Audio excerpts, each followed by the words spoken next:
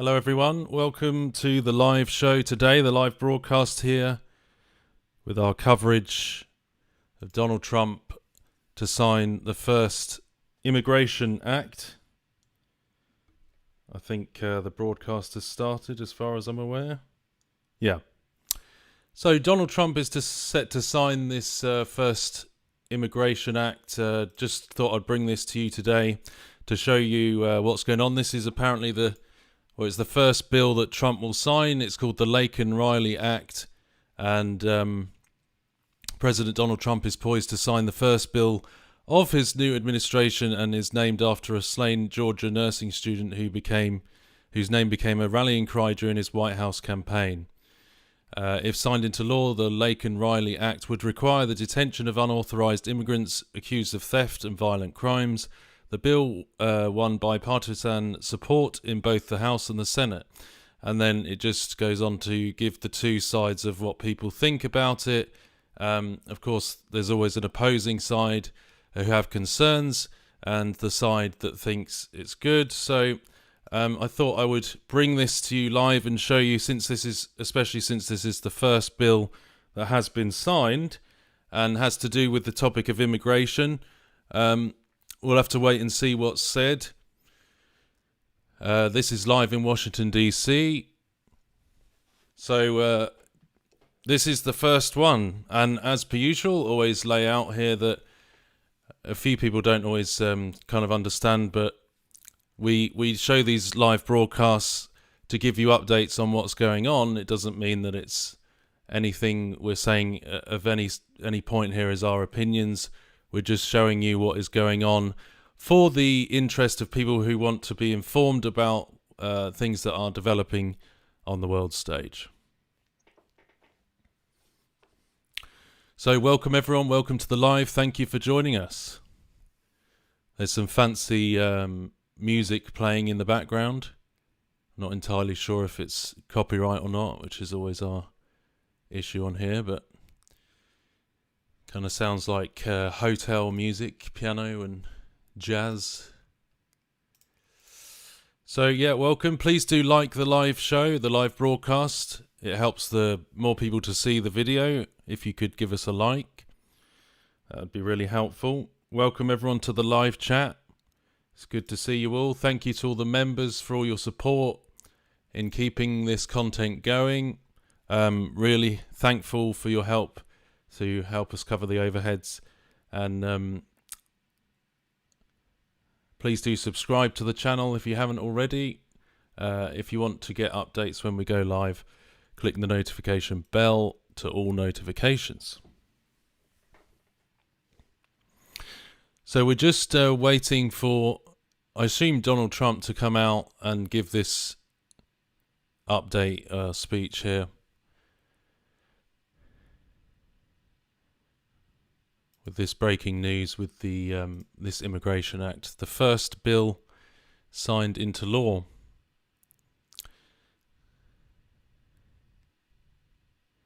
So it says, under the new act, federal officials will be required to detain any migrant arrested or charged with crimes like shoplifting or assaulting a police officer, or crimes that injure or kill someone.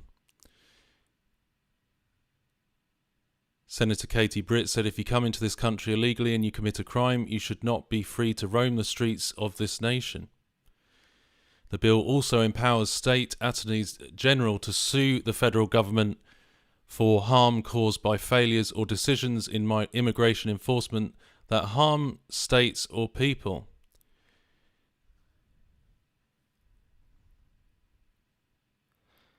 And for failing to detain migrants who have received deportation orders. And on the other side of the argument, people that are against it have raised concerns that the bill would strip due process rights for migrants. And yeah. So there you go. That's kind of to bring you up to speed with what's being discussed here. Yeah, please refresh the stream if the people in the chat could let people know to refresh the stream sometimes when we schedule the live and it starts, it doesn't always show up for people unless they refresh it. Virtual Production says, what about harming us financially? But yeah, there's a lot of, you see a clash with different, the sides at the moment, isn't there? We see a lot of, maybe a bit of tension between the two sides in society right now, kind of growing in these times. The clash of ideologies perhaps, the clash of left and right, all of that going on. So if you've just refreshed the stream, welcome. I'm glad you can now see it.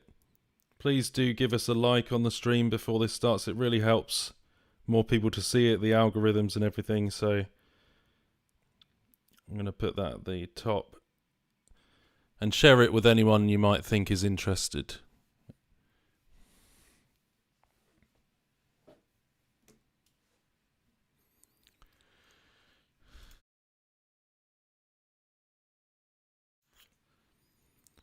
I think we might be alright with the music. I think it's a piano.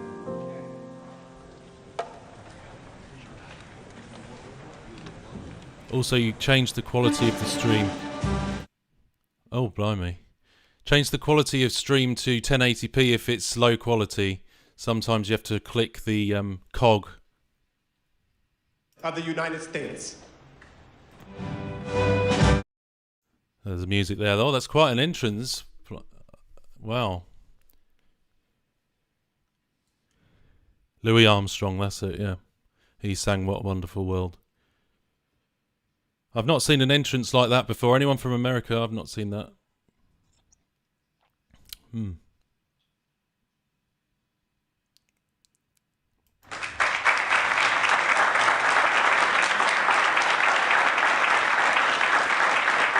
Thank you very much.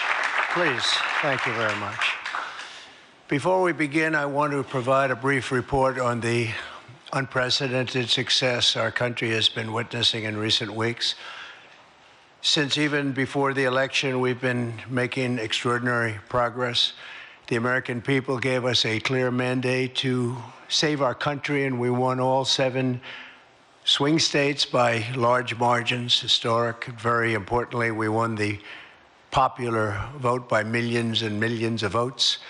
Also, all 50 states, as you know, shifted toward the Republican Party, and that's never happened before. All 50, every single one of them. In our first week in office, we set records, taking over 350 executive actions. That's not been done before. And it has reportedly been the single most effective opening week of any presidency in history. And we want to keep it that way. We want to keep it going.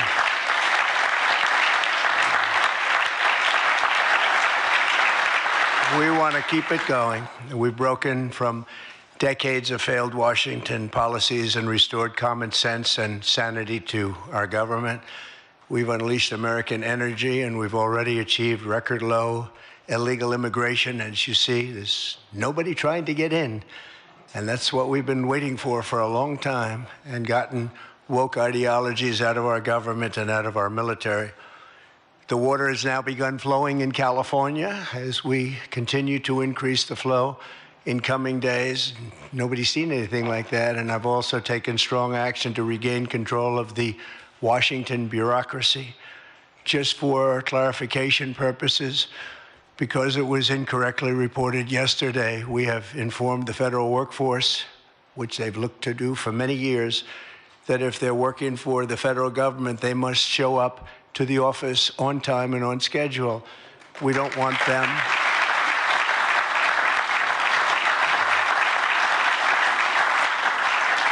We don't want them to work from home because, as everyone knows, most of the time they're not working, they're not very productive, and it's unfair to the millions of people in the United States who are in fact working hard from job sites and not from their home. As federal employees, they must meet a high standard. They're representing our government, they're representing our country. If they don't agree by February 6th to show up back to work in their office, they will be terminated, and we will therefore be downscaling our government, which is something that the last 10 presidents have tried very hard to do but failed. Most of the people we're talking about have not been going to their federal offices in many, many years, from even before COVID. But they have nevertheless been paid. Some have worked, some haven't worked, and most of the studies say that some have just gone through the motions. We may ask these people to prove that they didn't have another job during their so-called employment with the United States of America, because if they did, that would be unlawful, as you understand. A lot of people are getting paychecks, but they're actually working other jobs, so they'll have to prove that to us that they weren't. In any event, we're requiring them to show up to work or be terminated.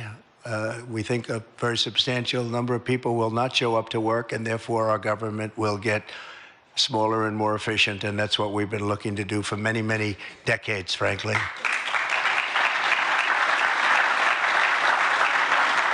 Thank you. In addition, there was a short-term pause or funding freeze on certain discretionary spending payments, such as government grants, only for us to quickly look at the scams, dishonesty, waste, and abuse that's taken place in our government for too long. As was explicitly stated, this in no way affected Social Security, Medicare, Medicaid, or other entitlements that Americans depend on. I've made abundantly clear from the very first day that I ran from office. That was a long time ago now. That's 2015. If you think about it, I announced in 2015, and we won in 2016. We did very well in 2020, but we did really well just recently. And I'm restating right now to correct any confusion that the media has purposely and somehow, for whatever reason, created Social Security, Medicare, Medicaid have not been affected by any action we're taking in any way, shape, or form. We are merely looking at parts of the big bureaucracy where there has been tremendous waste and fraud and abuse. In that process, we identified and stopped $50 million being sent to Gaza to buy condoms for Hamas. 50 million. And you know what's happened to them? They've used them as a method of making bombs. How about that?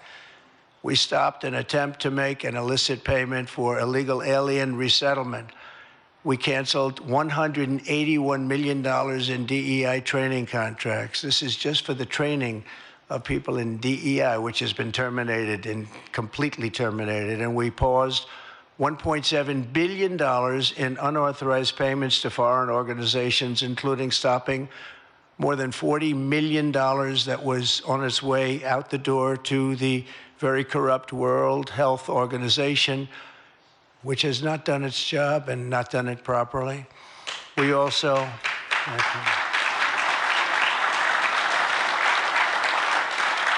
We also blocked $45 million for diversity scholarships in Burma. 45, that's a lot of money for diversity scholarships in Burma. You can imagine where that money went. These were the types of payments, and many others. I could stand here all day and tell you things that we found, and we have to find them quickly because we want the money to flow to proper places. But these were the payments and types of payments affected by the temporary freeze, and the American people strongly support these efforts. I talked about it during the campaign, and they voted for us in record numbers. Every single day, we're now putting America first and fighting to get the most out of every single tax dollar for our great citizens. We've gathered this afternoon to take another historic action, however. In a few moments, the Laken Riley Act will become the very first bill that I proudly sign into law as the 47th President of the United States.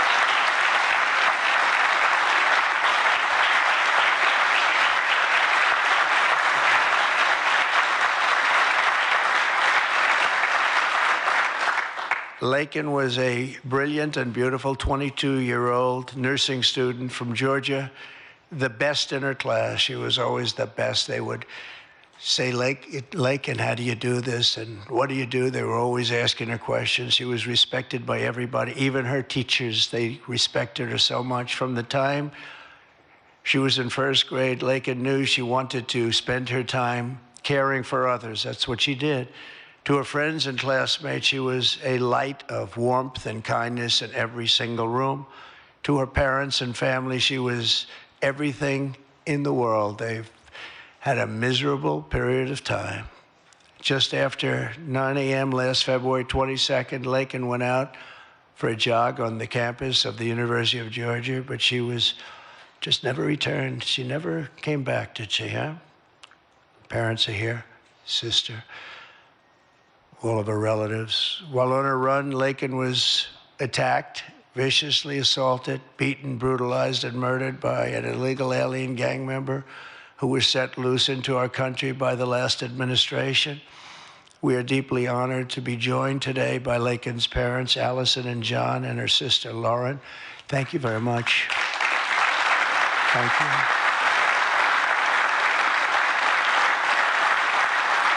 So sad. We were together right after that happened, and it's a tremendous tribute to your daughter, what's taking place today. That's all I can say, but it's so sad we have to be doing it at all. Thank you very much for being here. To Laken's family, we will keep Laken's memory alive in our hearts forever, everyone's hearts. With today's action, her name will also live forever in the laws of our country, and this is a very important law. This is something that has brought Democrats and Republicans together. That's not easy to do. Laken did it. Laken did it. America will never, ever forget Laken Hope Riley. The vicious criminal who murdered Precious Laken was an illegal alien member of the barbaric Venezuelan prison gang known as Tren de Aragua. He trespassed across our southern border in 2022 and was apprehended by Border Patrol, but under the cruel policies of the last administration, instead of being deported, as he should have been, he was released into the United States, as were millions of other people, many of them very dangerous people. And you see what we're doing? We're getting them the hell out of here.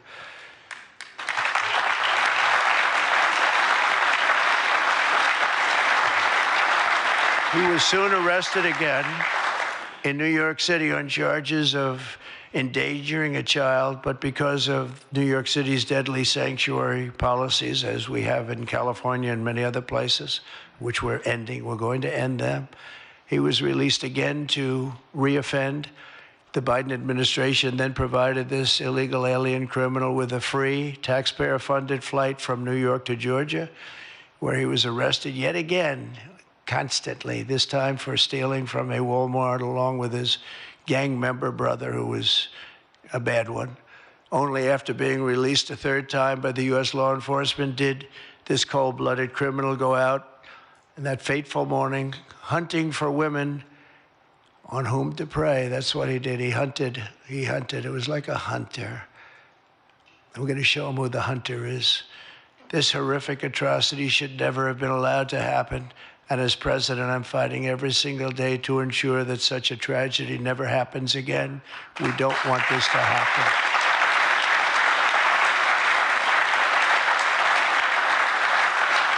And under the law, thank you. Under the law I'm signing today, the Department of Homeland Security will be required to detain all illegal aliens who have been arrested for theft, burglary, larceny, shoplifting, assaulting a police officer, murder, or any crime that results in death or serious injury. In addition, for the first time ever, this act gives state governments the ability to sue the federal government for immediate injunctive relief if any future administration ever again refuses to enforce the immigration laws of the United States, like happened for 4 long years.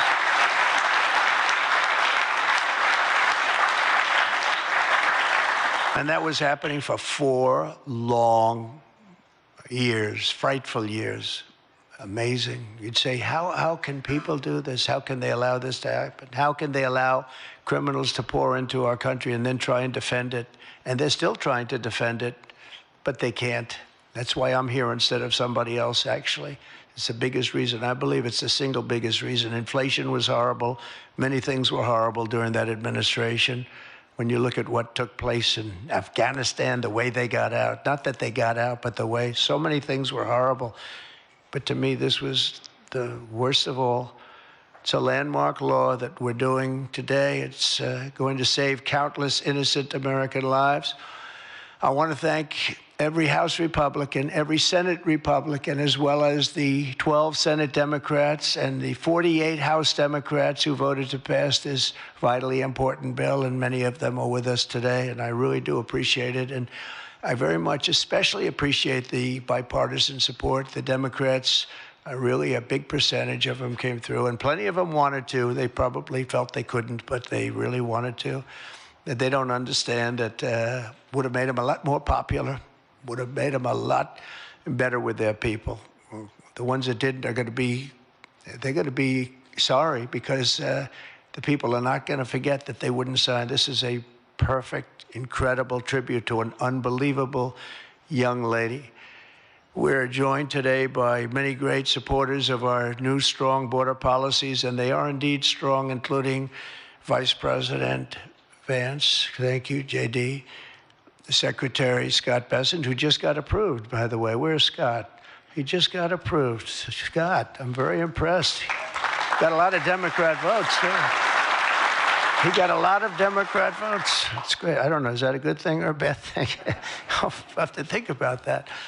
Secretary of Homeland Security, who's going to be fantastic. I know her so well, and I know it's probably not complimentary because she is a woman, but she is tough. Where is she? Where is Christy? Christy, great. Stand up, please. You have such an important job to do.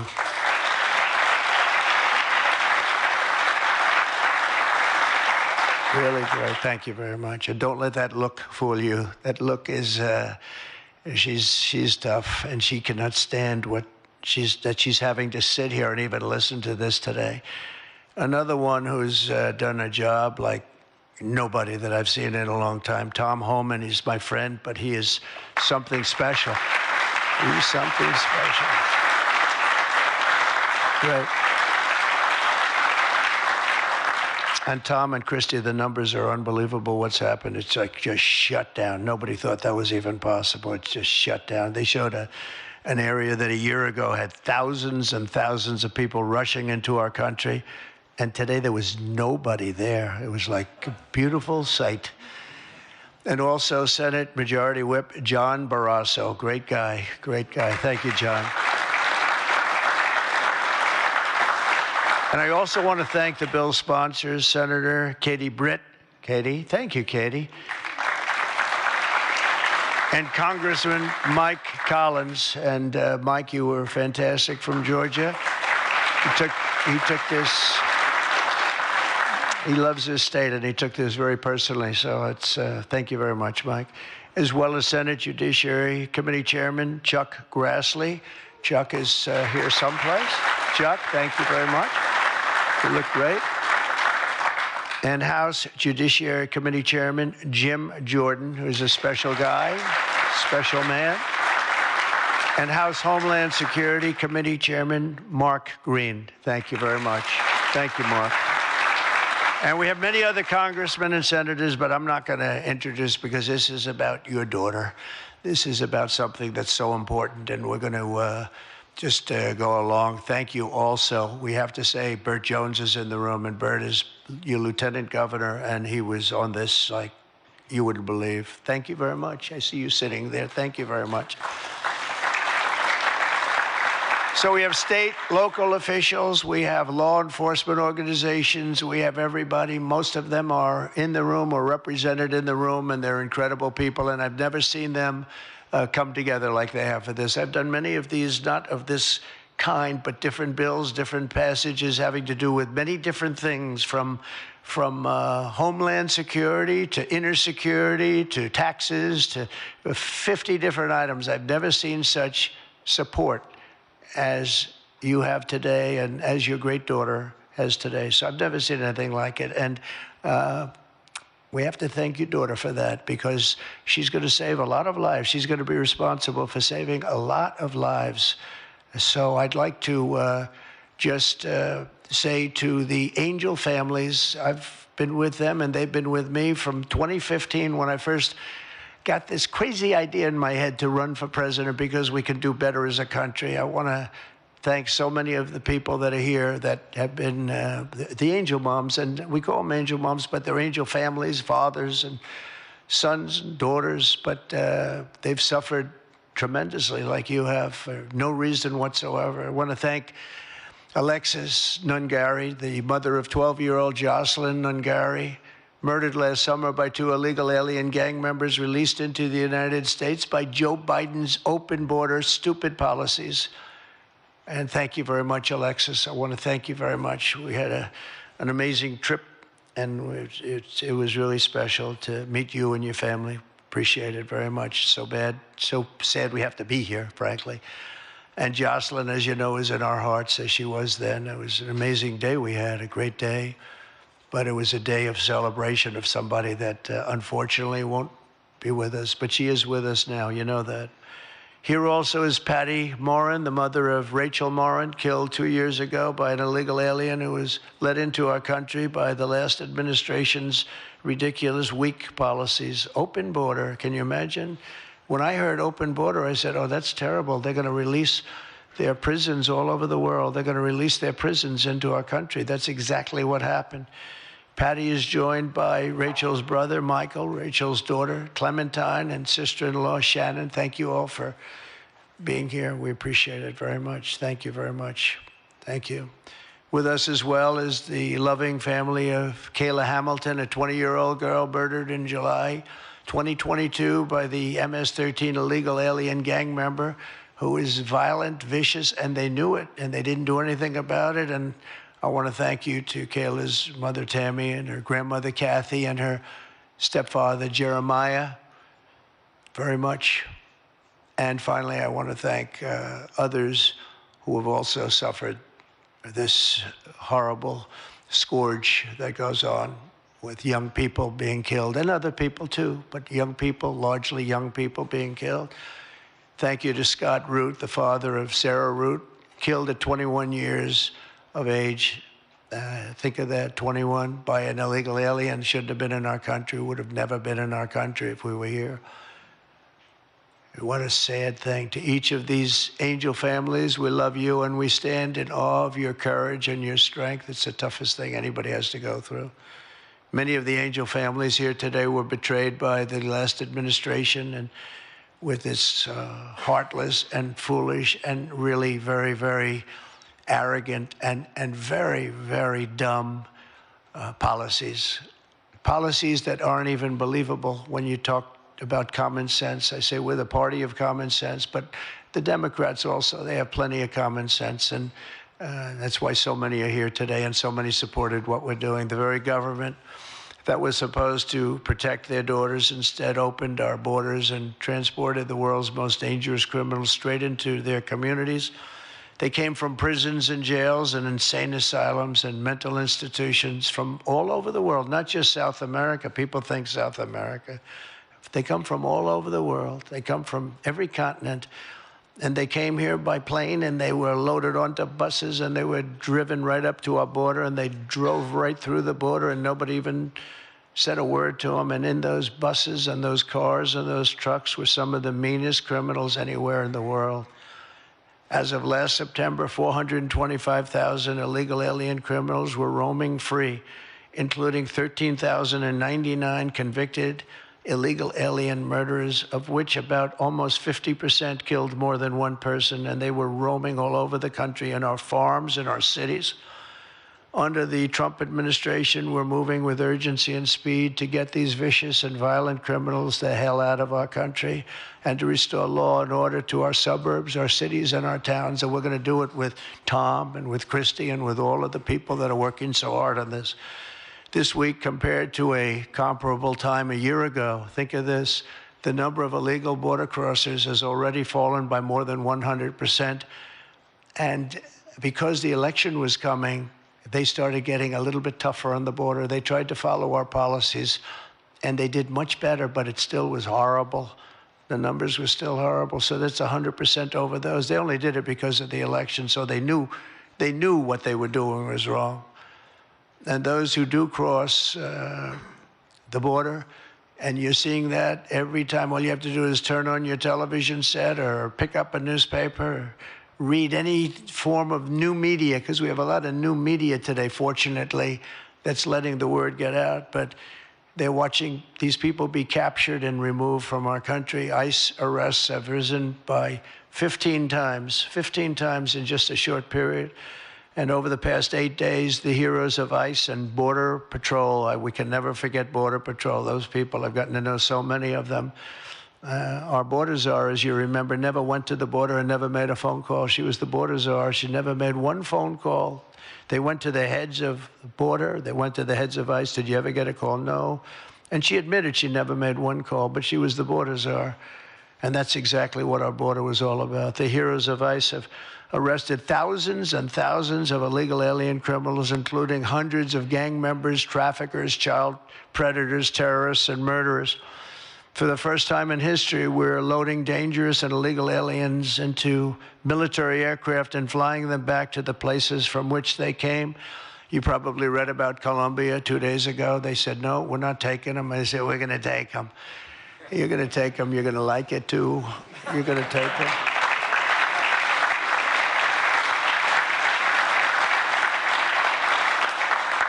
They talked about, we're not going to take people that are in shackles. I said, well, but the people that are in shackles are murderers, they're drug lords, they're rapists, they're very tough people. They make our criminals look like very nice people. That's about the only thing that comes out of this. And I say, could you imagine you're a pilot on the plane and you have your co-pilot and you're sitting there and you have 150 people, no shackles, and they like to murder people? This would not be a good flight. So Colombia apologized to us profusely within an hour based on something I said, meaning you're going to pay tariffs like nobody's ever paid tariffs before. But they actually wanted to terminate his position. They're essentially Congress met, and they were very angry with them. But they actually said they were going to send the presidential plane to pick up these criminals and to bring them because they didn't want to inconvenience us or have us do a second flight, and that's what they did. And I appreciate it, and I do appreciate the people of Colombia are wonderful people, and the representatives really acted well, and I appreciated they took back that tough talk. But, you know, we may have tough talk from others, but it's not going to mean anything. They're going to all take them back, and they're going to like it, too. They're going to like it. They're going to take it back, and they're going to like it. Today, I'm also signing an executive order to instruct the Departments of Defense and Homeland Security to begin preparing the 30,000-person migrant facility at Guantanamo Bay. Most people don't even know about it.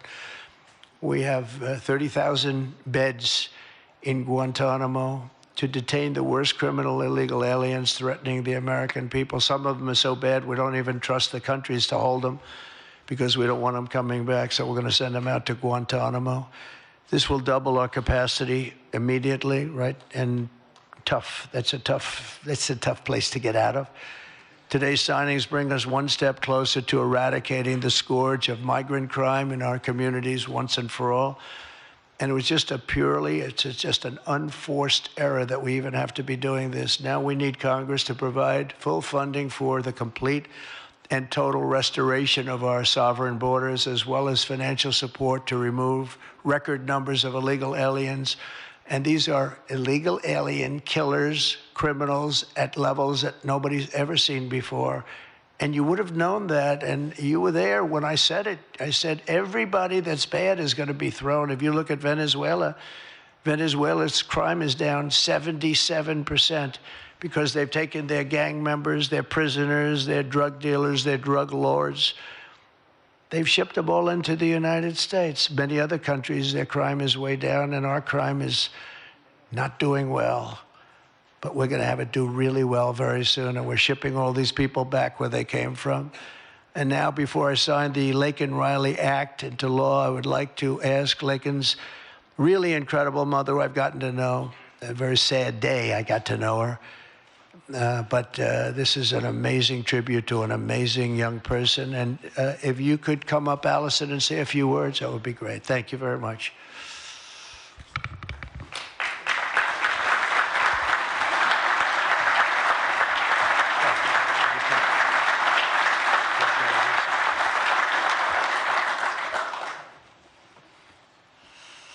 Thank you, President Trump. We would like to thank Senator Katie Britt for her diligent bipartisan work to get this bill through the Senate. We'd also like to thank Congressman Mike Collins for his unwavering passion and for leading on the Laken Riley Act from the start. Our family will forever be grateful for the prayers of the people across our nation and for helping to get this legislation into law. We also want to thank President Trump for the promises he made to us. He said he would secure our borders and that he would never forget about Laken. And he hasn't. He's a man of his word. We trust that he will fight for the American people. Most importantly, I want to thank our Lord and Savior, Jesus Christ, because without his sacrifices, Laken's story would have ended on that horrific day that she was taken from us. But because of him, we can continue living knowing that we will see Laken again. There's no amount of change that will ever bring back our precious Laken. Our hope moving forward is that her life saves lives. We're so thankful that her passion for helping others and her legacy for doing good in the name of Jesus Christ will carry on. Thank you. Thank you.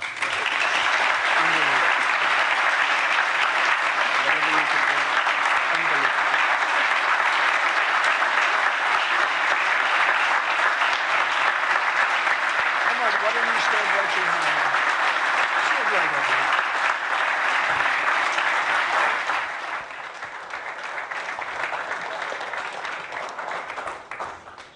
Thank you. We're going to sign this in honor of Laken Riley. Come on up here, some of the people that we love that have been so instrumental. Okay?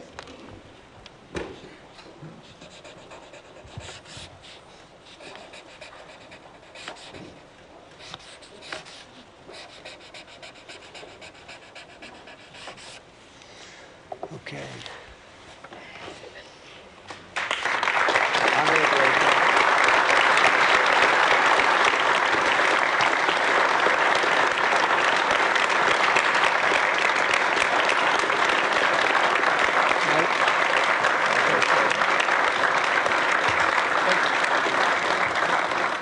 Thank you, everybody. Mr. President, government funding, can you take a quick question on government funding? The pause. I don't think this is appropriate time, really. I respect that, but I don't think it's appropriate. I can just tell you government is doing very well, and we're cutting way back, but this is not the appropriate time. Thank you.